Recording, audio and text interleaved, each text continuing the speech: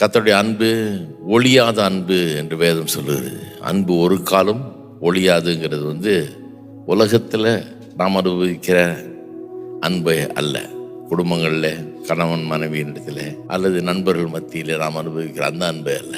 அன்பு ஒரு காலம் ஒழியாதுங்கிறது எதை சொல்லியிருக்கு? தெய்வீக அன்பு, தேவன் கொடுக்குற அன்பு பாருங்க, அது ஃபெயிலே ஆகாதான். அப்படியே இங்கிலீஷில் அப்படியே வருது, லவ் நெவர் ஃபெயில்ஸ் அப்படின்னு.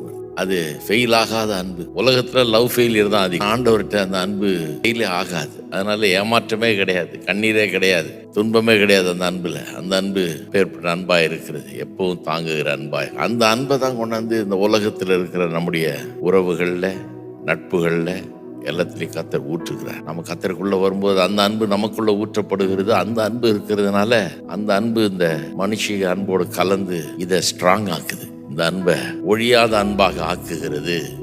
ஆமென்.